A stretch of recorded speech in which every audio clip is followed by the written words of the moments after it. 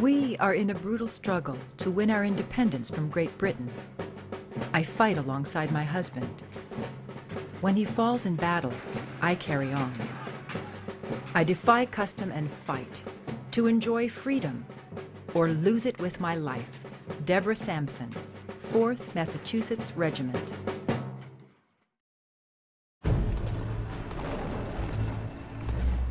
Brothers fighting brothers in a civil war that may cleave our young nation in two. I joined the battle as a woman and as a man. It would make your hair stand on end to be where I have been. A 700-mile march over shattered forest and torn earth. The dead lie in heaps and rows, friend and foe. Sarah Rosetta Wakeman, New York State Volunteers. I serve as a nurse, one of 2,000 sent to the battlefields, to save the living as best I know how, to comfort the dying when hope is gone.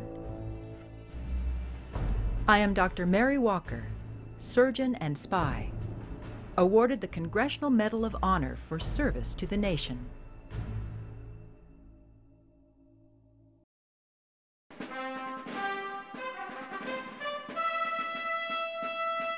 When our troops fight in Cuba and the Philippines, I go with 1,500 others to nurse the men in the swamps and jungles where malaria and typhoid fever are a deadly enemy.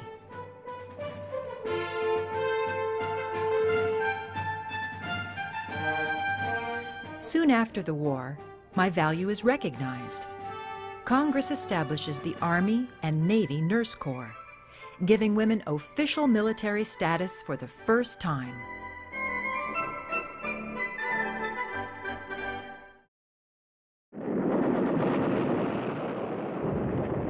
The country calls on me again when America goes to Europe to help our French and British allies in their war against Germany.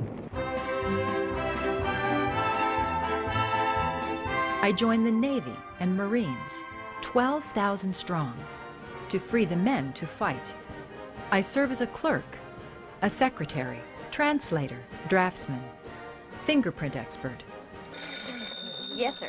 A Signal Corps girl in France, where every order for troop movements comes over my lines.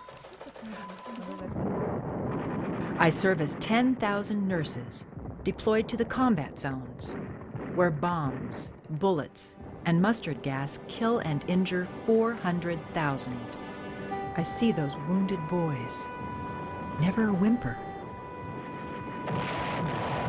Then 2 bombs come crashing down, and pieces of steel and stone come screaming through our tent. Helen McClelland, Army Nurse Corps. When the wartime emergency ends, except for a few hundred nurses, we are all discharged, no longer needed.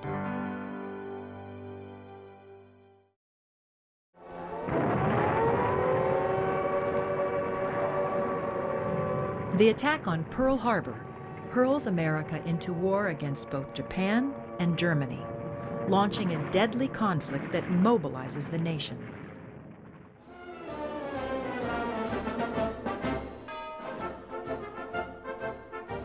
I answer the call to join the military in massive numbers, to free the men to fight.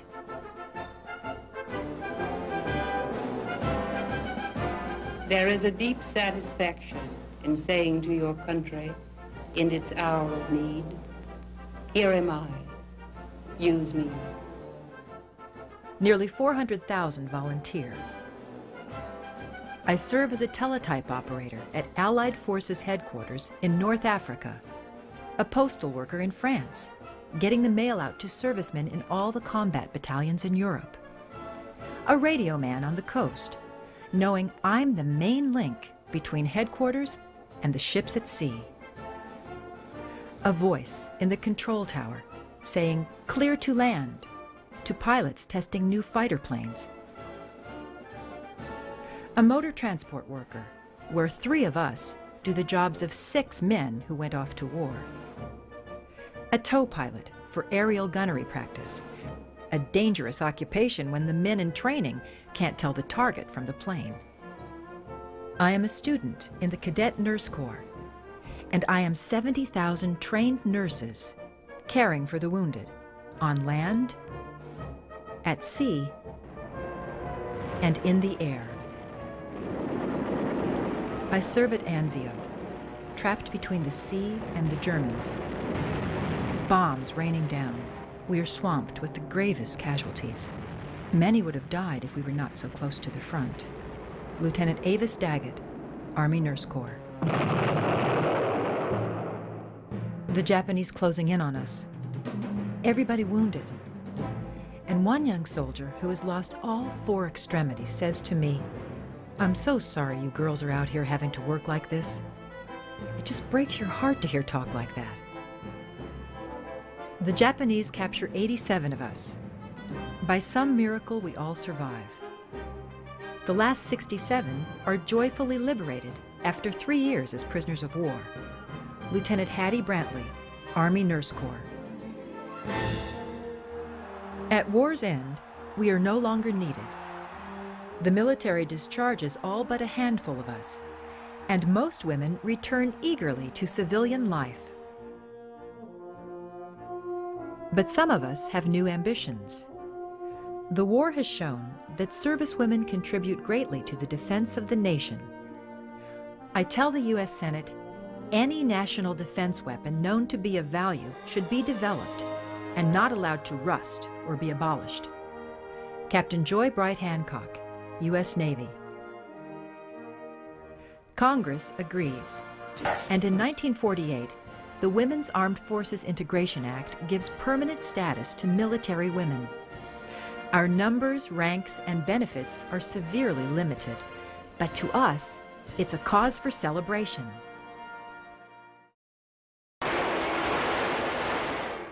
The Cold War that follows World War II turns hot when we defend the Republic of South Korea from invasion by the Communist North. Thousands of service women are recalled and recruited. For those of us deployed as combat nurses, it is a harsh tour of duty.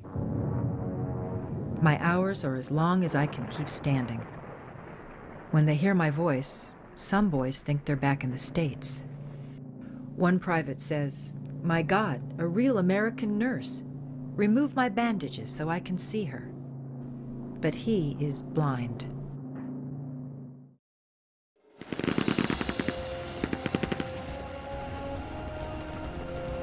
The Vietnam War escalates into a years-long conflict, creating a permanent manpower emergency and mounting casualties.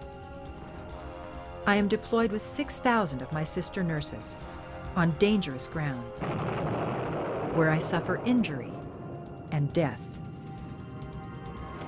Military policy keeps other servicewomen out of the combat zone, until the need for support personnel grows so critical that the policy bends. I volunteer because there's a war going on, and as a career officer, I feel I should be part of it. Major Wilma Vaught, U.S. Air Force. A few hundred non-medical servicewomen are finally deployed to Vietnam.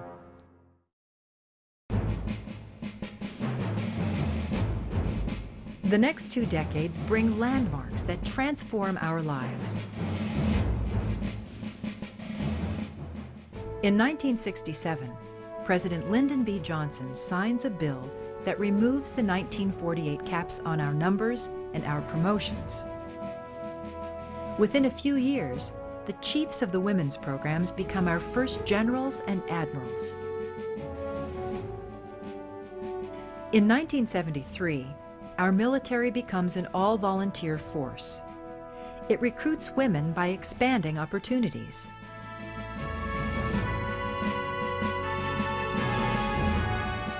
Thanks to the women's movement, new laws forced the military to open even more jobs and to give servicewomen equal benefits.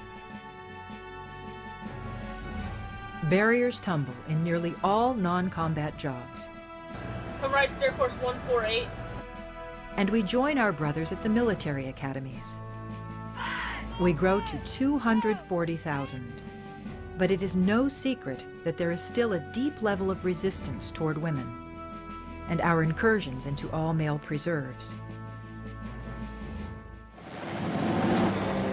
In 1990, when America goes to the Persian Gulf, 40,000 of us deploy to Operations Desert Shield and Desert Storm. Our jobs are classified as non-combat, but that does not keep us out of danger. Army Specialist 4 Melissa Rathbun Neely and Army Major Rhonda Cornum are captured. 16 servicewomen lose their lives. Major Marie Rossi, a pilot, is killed in a helicopter crash. I think if you talk to women who are professionally in the military, we see ourselves as soldiers. We don't really put it into perspective as men versus women. And what I'm doing is no greater or no less than the man who's flying next to me or the men that are flying ahead of me. Major Rossi's words live on. And Desert Storm blows away the old belief that women can't be warriors.